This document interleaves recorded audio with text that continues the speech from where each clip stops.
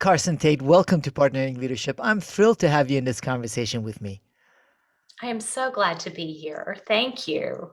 Carson, I really enjoyed reading Own It, Love It, Make It Work: How to Make Any Job Your Dream Job. But before we get to some of the insights you share in that book, would love to know whereabouts you grew up and how your upbringing impacted the kind of person and leader you've become. So I grew up in South Carolina, and my upbringing, I was really fortunate. I was raised by some strong Southern women. So my grandmother was a very active participant in my life, really strong mom. And these two strong female women that have grown up in very different times in the South and in our country. And the common theme between both of them was that kindness does not mean weakness. You can be kind and gracious and thoughtful, but it doesn't mean that there aren't boundaries and that no is not a no.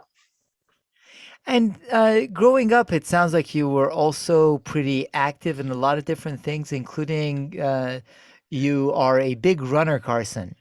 Yes. So I had the opportunity to go to school, went to school in Virginia, and I ran cross country and track. And Coach Femister was the one of the most important people in my early childhood, I would say, not really childhood, young adulthood. And he was a litigator. So he taught litigation at the law school.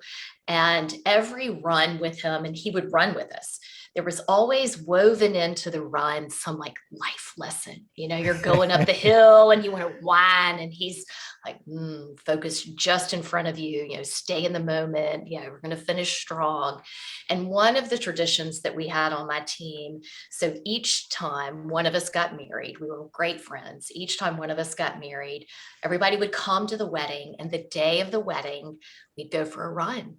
So everybody from the team who was there with Coach Femister were out running, and his advice that has stuck with me, we were on a longer run. He's like, Carson, marriage is like a marathon.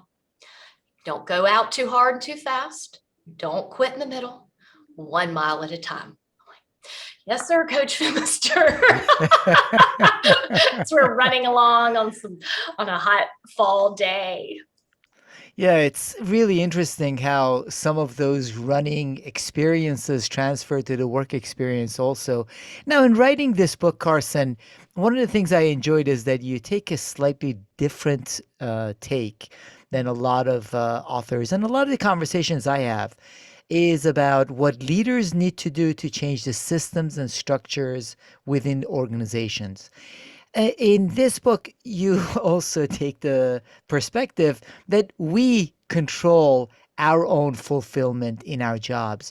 So, why did you think, and what brought you to writing that other flip side, the control that each one of us have on our own fulfillment in our jobs? Mhm.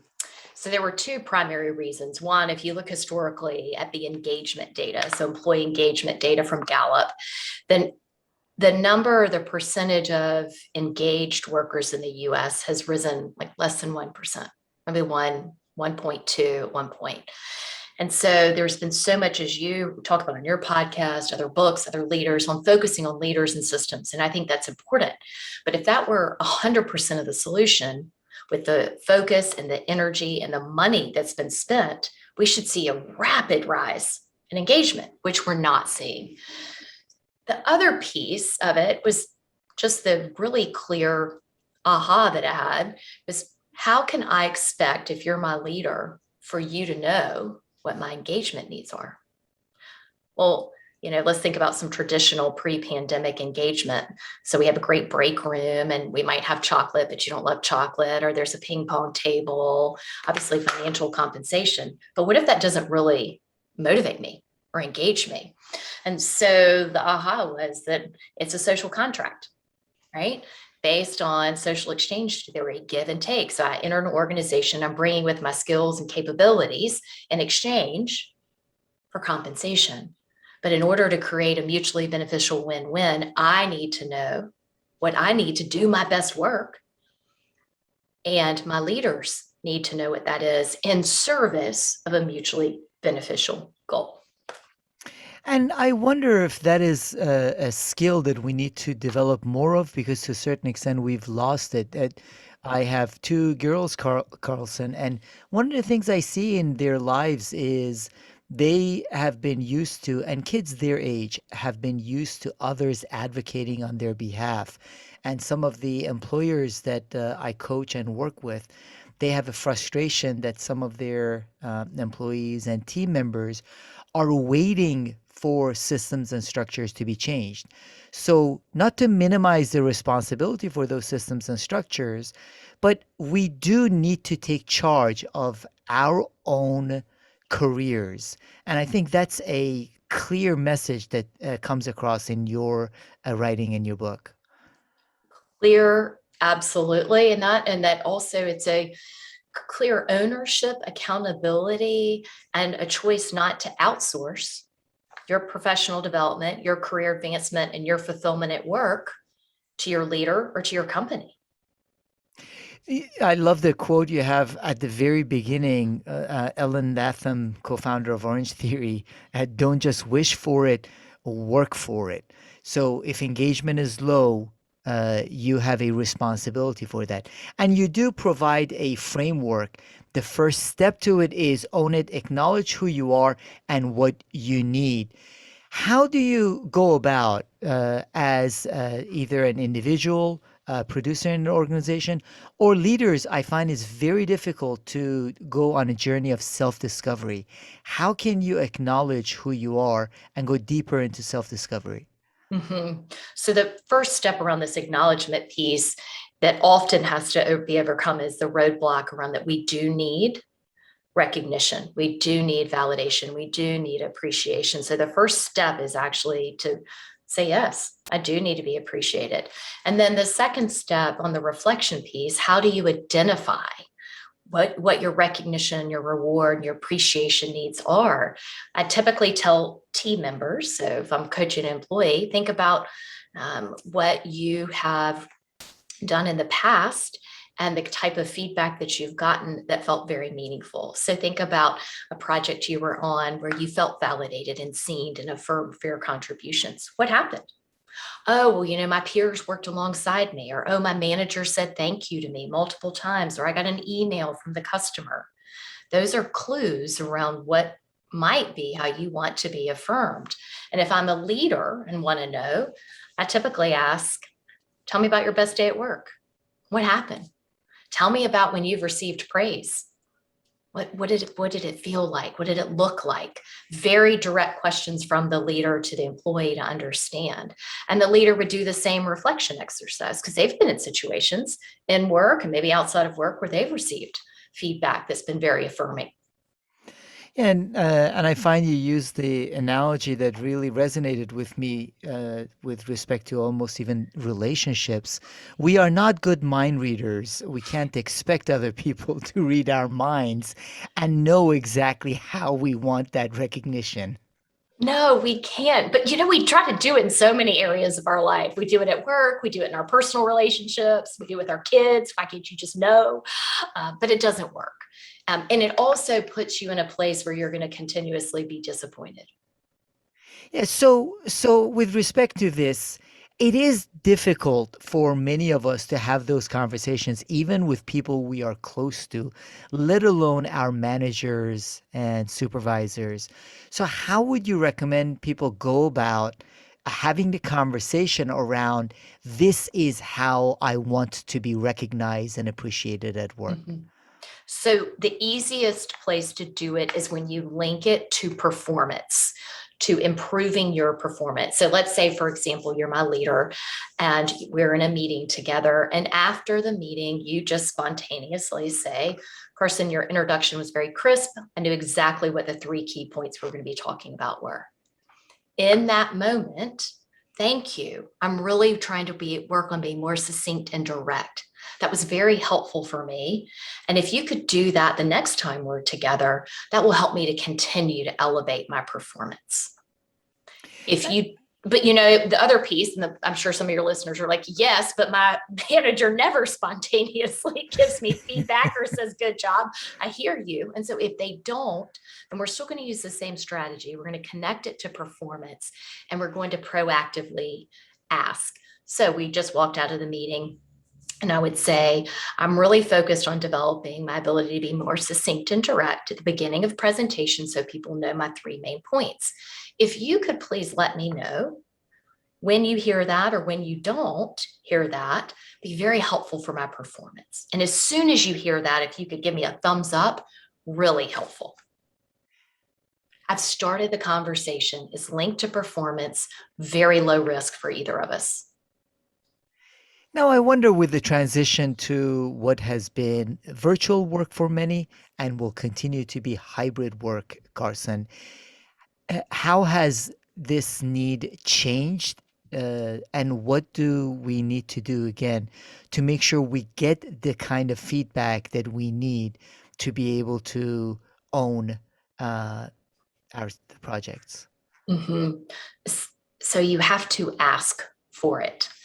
So in a hybrid environment, it means you're going to have to ask for it more.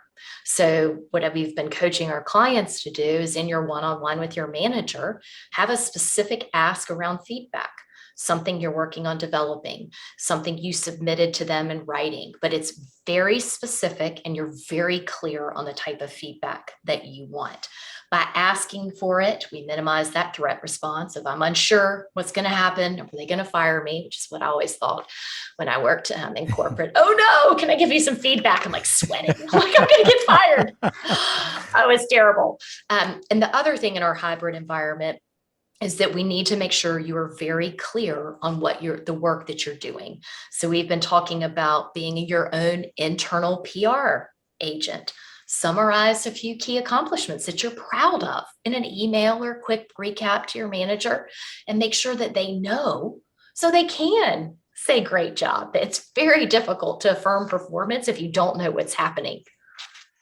It's interesting, Carson, because the number one thing I hear from the team members of the organizations I coach is that they want more feedback.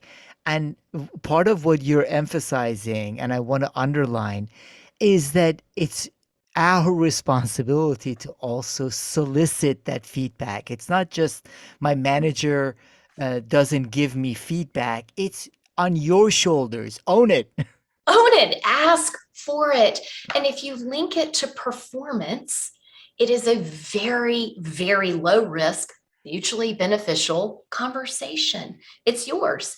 And the other thing is, if you want feedback from your manager, what specific feedback do you really want? And how are they going to know if you don't ask for it? They can't read your mind. You have to ask. And we all have blind spots. I talk about leaders have blind spots at all levels of the organization, and everyone in the organization is a leader of one form or another. We all have blind spots. And by soliciting feedback, we can reduce our blind spots and continually develop ourselves too. We continue to develop ourselves in terms of our performance. I also think asking for feedback helps interrupt some of the stories we might be telling ourselves about people and events, because when feedback is delivered well, for me, it means it's quantifiable, observable, and repeatable. Good job is not feedback. I don't know what good is. I can't replicate it. There's no way for me to quantify, on a scale of 1 to 5, what good is. So when I start to ask for specific feedback, I have fact-based data points to evaluate myself on versus thinking, well, my manager just doesn't like me because she never gives me feedback. Where'd that story come from? And I know you touch on this later on in the book also. You love, as I do, Carol Dweck and growth mindset. There is a necessity for us to have a growth mindset to be able to use feedback well. So, what is growth mindset, and how can having a growth mindset help us grow and own it as a result of the feedback? So growth mindset, the way I describe it, it means your brain is open for new information. You're open that you don't have all the information that you need and that your learning stopped in school or maybe after your first leadership development program. That growth and learning and development is ongoing and is in service of you and your growth, but also the organization's growth. It's a nonstop, always learning, always trying to develop. And we've never reached it. We've never attained that perfection, which is why that feedback is always necessary. You also talk about aligning your strengths with the organization's priorities. How can you do that, Carson? So first you need to identify what your strengths are. And so for many of your listeners, I know that they're probably strengths-based organizations. So this isn't new information. But one thing that we coach our team members on is to get really clear what those are. And so we have them do a calendar and task analysis, which is a very easy way. And it's a plus or a minus. This is something that I've got skill in, I want to do more of, I can't stop, and I want to continue to grow in it. I have a need to do it. And you identify those. And once you know your strengths, then you look at how if I leverage these more. So, how if I spend more time working and refining my presentation skills, does it help my team and my manager achieve his goals? So, I'm looking very intentionally. Strength is an enabler of achieving this goal faster, better. We can hit our targets. And then having a conversation with my manager. So, I know one of our objectives is we're a brand new team, is to build the brand and the organization and make sure people really know our capabilities and competencies. I really would like to be able to do a few more presentations to the organization on our competencies. This is alignment with a goal. What's the downside to them saying, no, you can't? And this is a strength. And that when you work from your strengths, you're more in flow, you're more engaged, you're happier, and it creates that mutually beneficial win. And as you're seeking that mutually beneficial win, Carson, that will be the case as you advocate for yourself in most instances. But at what point would you tell people that maybe it is not the right priorities of the organization, that their skills don't align? So part of the own it should be looking for new roles, maybe within the organization, or new opportunities elsewhere. It, both. I would say first, let's stay within your organization. So, are you ready for a new role? So, this might be a place where you will be able to use more of your strengths more consistently, and you're ready in your career. The other place to look is there a committee? Or is there a community service project? Is there a place where you want and need to stay in your current role, or maybe you're not quite ready for that next level, but we still want to use the strengths and we still want to create that fulfillment at work? How do we get creative on other ways to do it? That not only allows us to develop that strength even further, but it builds our brand. It shows folks other things that we are capable of doing. It is, and I think it's really important as you own it. There are a couple of pieces you mentioned. One is the self-awareness, which is critical in that process. The other part of it is you do need to constantly communicate. And what has been your experience as you see and as you guide people to own it and advocate on their behalf in their organizations? So mine is very similar. I like to build in processes or ways that we can create this as a habit. So a weekly being your own internal PR advocate, that weekly recap to your manager, on your agenda for your one-on-one, 2 or 3 things you're really excited about that you did or something you're developing. If we can start to build it into a process that helps us move through the discomfort, we're going to get more comfortable the more we share. And then we're also enabling our manager to help us grow and advance in our careers. Yeah, so for all the people that send emails in, Carson, saying that they haven't had feedback from their manager for 6 months or a year, part of what you're saying is it's our responsibility to initiate it and have those weekly conversations rather than wait for it to happen. Absolutely. So, your next action step, if you're listening and you haven't gotten feedback in 6 months, please place time on your calendar and your manager's calendar for this to happen. Yes. So owning it is a big part of it. And you also mentioned naming and claiming your fears, your gremlins. What is that all about?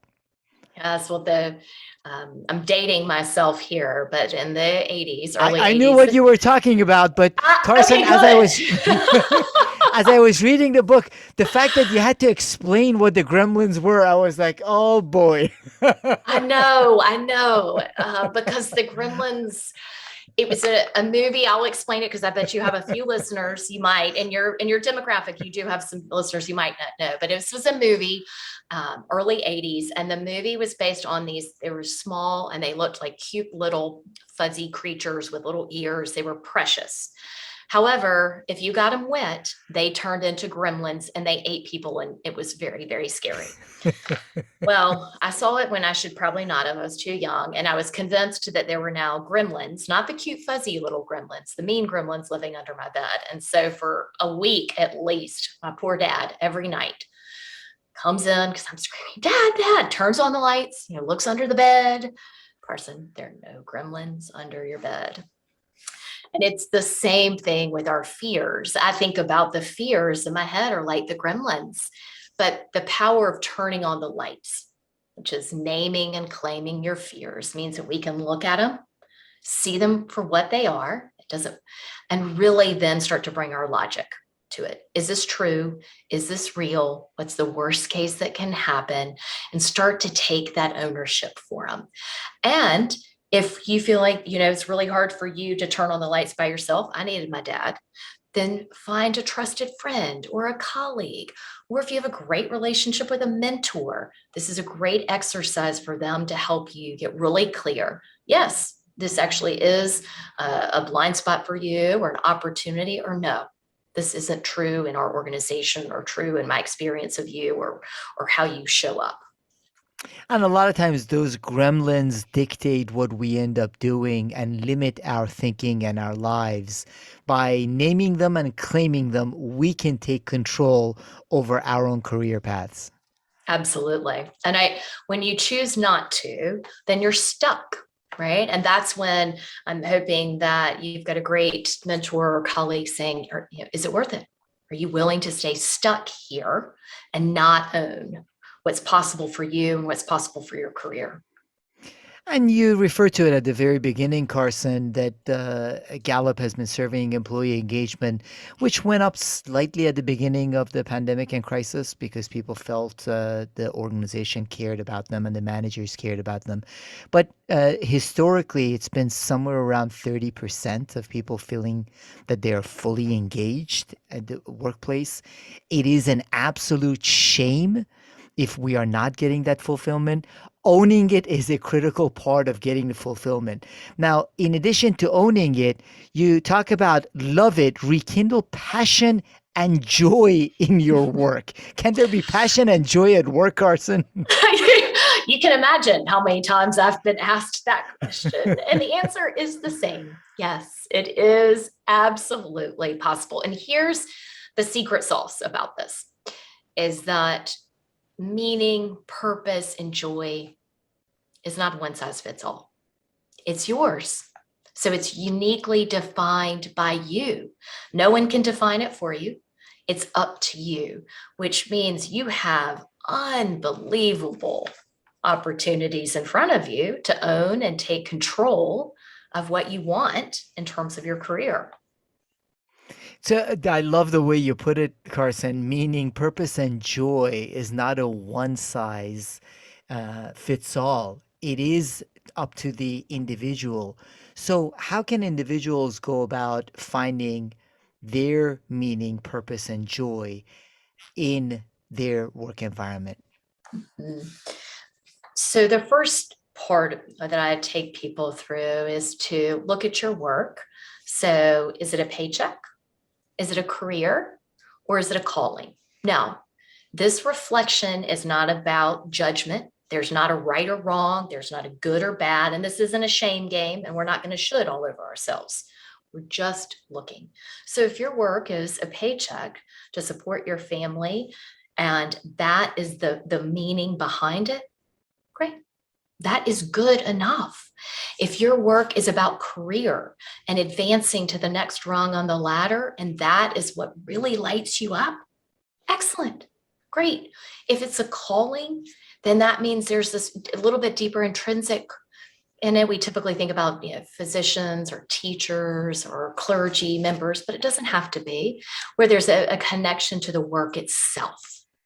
But the work can have meaning and joy through relationships, through what you're able to do or accomplish or learn or grow, which is why it's not a one size fits all. So, Carson, can it be all? Can it be something that, again, is both a calling that has a paycheck and provides some of the benefits that you're looking for in a career? Yes, if you do the work to identify what you need to be fulfilled and have meaningful, purposeful, joyful work. How do you need to be recognized? What are your strengths? How can you leverage them? What are your needs around autonomy and the way you work and with whom you work? Do you have a friend at work? Do you have a mentor? What are the relationships? Do you have a career path and know what skills you want to develop? And have you done some thinking around this purpose and meaning and looking at your values and what is meaningful for you and that alignment with your organization and the type of work that you do? It's not possible if you don't do the work to get clear. Yeah, and that's why, in addition to your book, you have some assessments and tools on your site also, Carson, which I think are helpful because a key part of whether it's owning it or loving it is that deep reflection of who we are and what we want. If we don't know that, we're not going to be able to get it regardless of what the organization does. Exactly. And I'm going to pull on that for just a minute because there were so many people that I coached while I was writing this book, before the book, and even after, that wanted to leave their job and they are leaving their job. And the story was the same. My boss doesn't give me feedback. I don't feel appreciated. I don't have a development plan. No one cares about my career. I have to do work that's not great. Hmm. All of those conditions are going to probably be the same in your new job if you haven't done the work on you and haven't been a better communicator, clearer boundaries, identifying how to cultivate great relationships, this self-awareness and insight, and what the value that you bring. Because at the end of the day, wherever you go, there you are. So after the honeymoon phases in the new job, a lot of the challenges are probably going to resurface. Yeah, it is. And I don't want to take the relationship analogy too far, but there is an element of it which is similar to relationships in that it takes effort, whatever relationship you're in. And in this instance, in the organization also, doesn't necessarily always mean it's a right fit. However, without our self understanding and without some self direction, it is going to be an issue wherever we go. Wherever we go, there's a story in the book about one of my coaching clients, really dynamic woman who was brought into part of a division to turn it around, and she just threw her entire self into it. She was nights and weekends giving up personal events, taking on more and more work, and she was an exceptional team member and would consistently outperform everyone else, but it came at a cost. So she became resentful. She wasn't doing some personal things. Her health started to suffer. Well, she had created conditions where every time someone asked her for something, she said yes. And so she was part of the problem. And in our coaching, it's very direct. It's like, if you don't choose to have some boundaries and communicate what your boundaries are and are not, and better negotiate deadlines and deliverables, this will be your professional experience here. And she was one of the ones that wanted to quit and shoved her resume across the table in a coaching session, was so mad. It was like, I'm leaving today. I'm like, no, not while I'm here. Can't do this while the executives coach is here. So we're going to have to calm down a little bit and walk it off and look at your piece of the action. It is a big part of the lesson that we all need to keep in mind. It does take quite a bit of effort.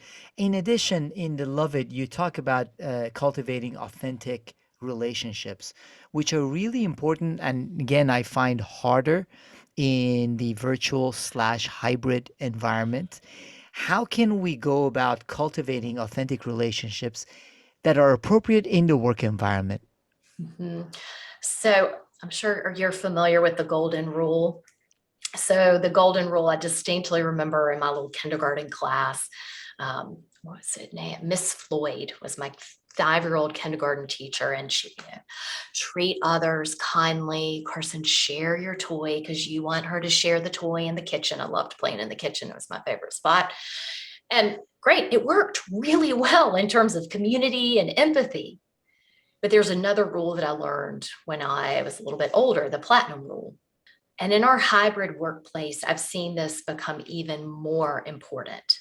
So, for example, how many Zoom calls have you gotten on earlier in the pandemic that started with, well, what are you watching on Netflix? I mean, how many different takeout places have you eaten from? I mean, it's just some chit chat. Now, for some of us, this is connection, right? We're connecting. I'm like, oh, I love that show too. And pizza is definitely my favorite, but only thin crust. And then for other team members, their their story they're telling and experiencing is they're wasting my time. I'm already feeling overtaxed. I had to negotiate with my partner to take care of our child so I could be present. They're not respecting me. These are dramatically different experiences. And so the platinum rule helps us think about how does that person want to be treated?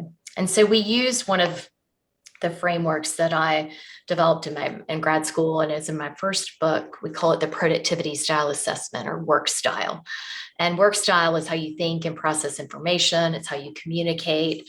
It's think about that person that's really analytical and data oriented, or your colleague who's really big picture and ideator.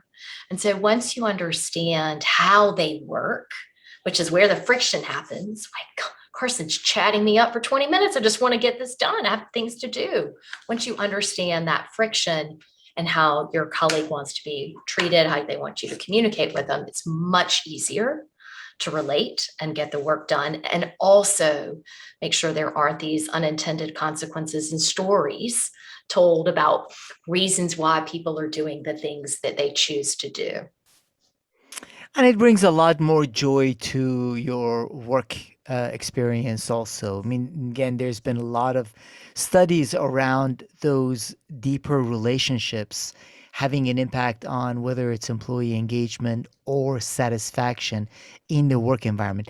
It does take more effort, though, in a virtual and or hybrid environment. It's a little bit easier when we are bumping into people and have more of an opportunity to engage in some more of those chit chat conversations for those that it works, Right. and hopefully authentic conversations for those that seek it.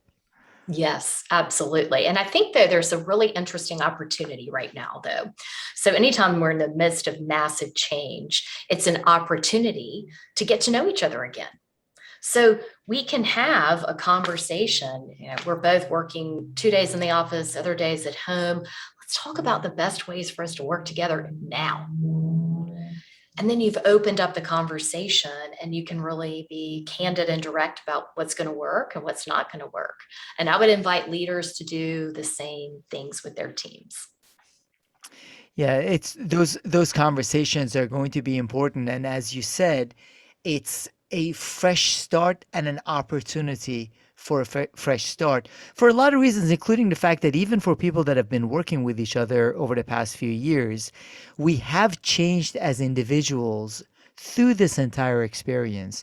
So it's good for us to get to know each other again too.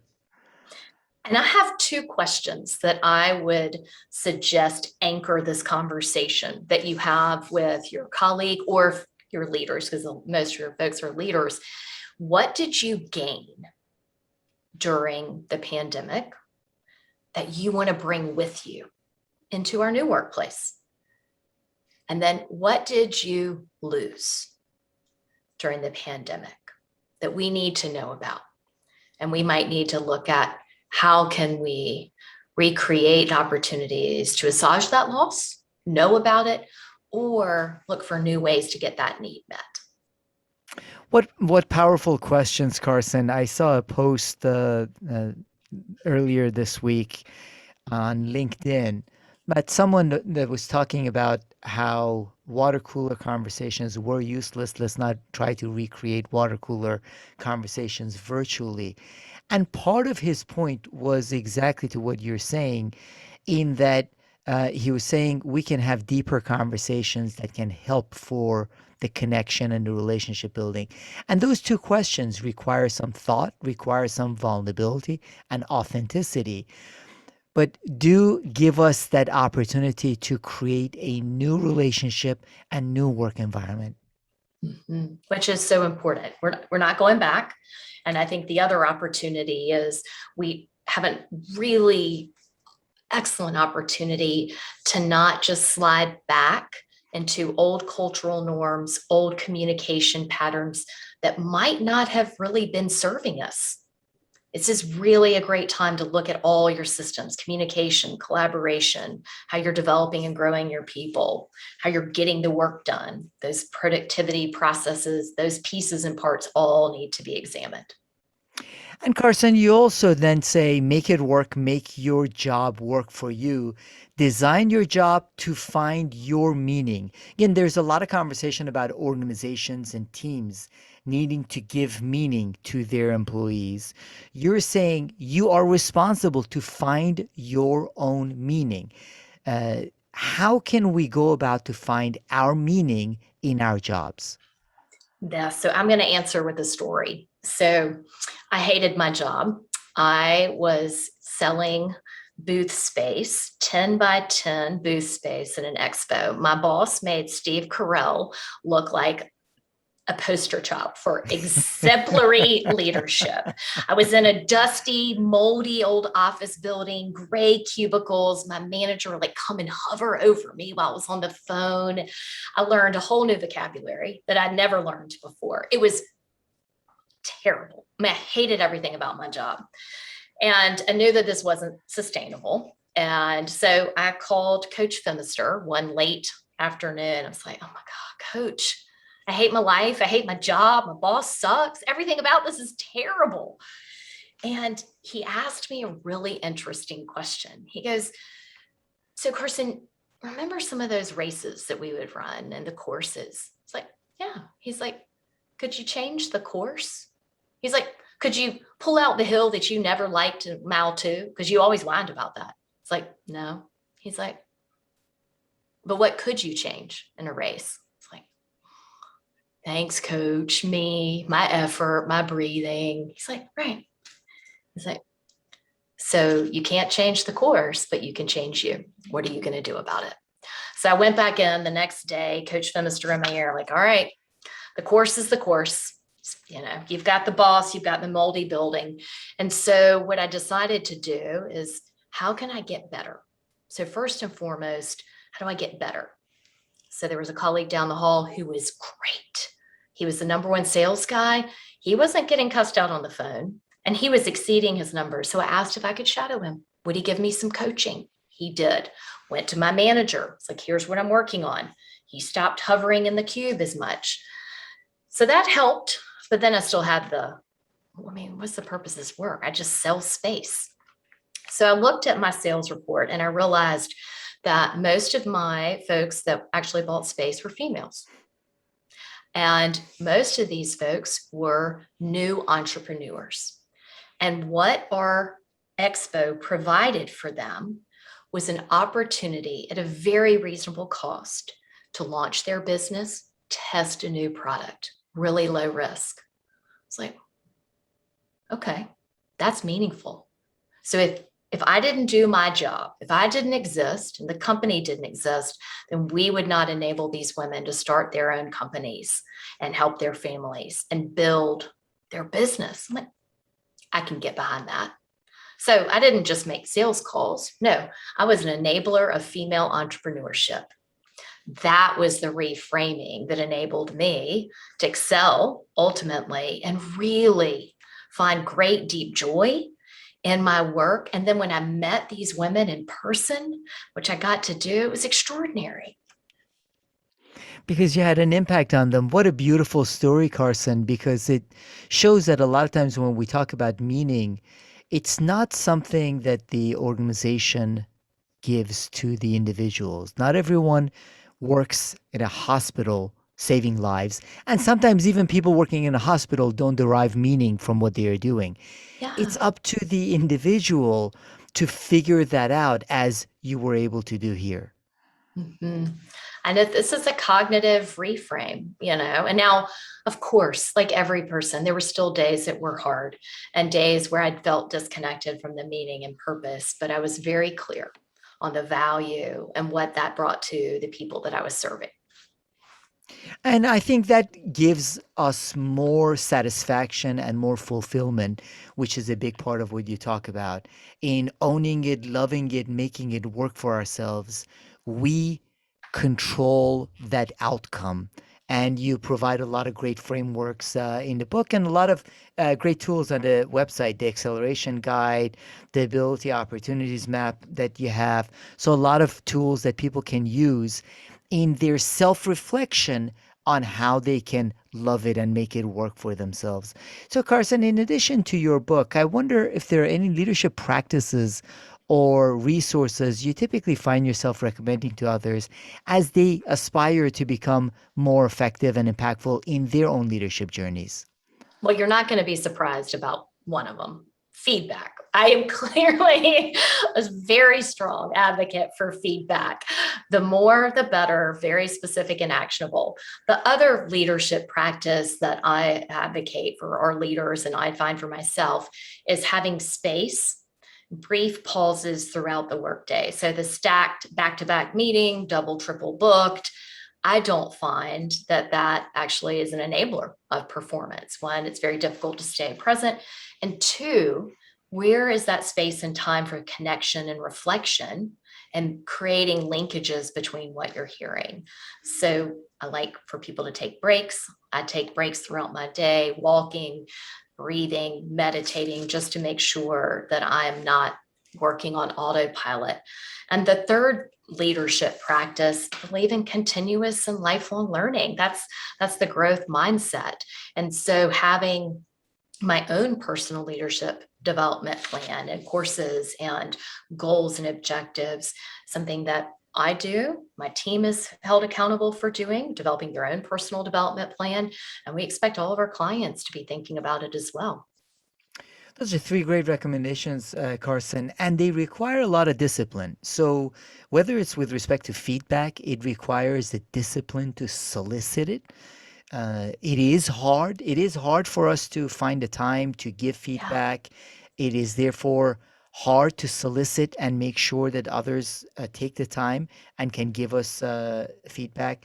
Reflection is one of those things that, again, a virtual environment has reduced the time. A lot of people, the commute time, as much as we would complain about it, for many was a time for a certain level of reflection. That's really important. And you also talk about that lifelong learning. It is with the accelerated pace of change, we do all, at all levels of the organization, need to be obsessive lifelong learners.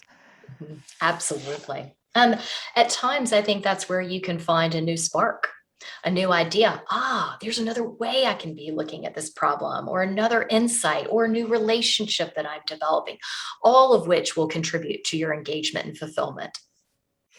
That's wonderful. So, Carson, in addition to your book, which is available on Amazon and I'm sure all other retailers right now, primarily online, how else can people find out more about you and also take advantage of the resources that you have on your site too? So the assessments that you mentioned, so we have a productivity style assessment and a dream job assessment, which is a great tool to identify where to focus your efforts on trying to find more fulfillment and engagement at work, are available on our company's website, workingsimply.com. On LinkedIn, the Carson Tate, there are also lots of articles and postings and videos there as well. And then also on Instagram, if you like pictures and that modality to learn, we're from there as well. I really appreciate the conversation, Carson, most especially because, as I said, there is a tendency for us to wait for systems, structures, and others. There is some importance for those systems and structures. However, there is a significant amount of control we can have. And you both talk about that control and provide frameworks that people can use to get to know themselves better, what suits them, in order for them to be able to guide their careers so they can own it, love it, make it work, and make any job their dream job. Thank you so much for joining this conversation, Carson Tate. Thank you so much. I appreciate the opportunity.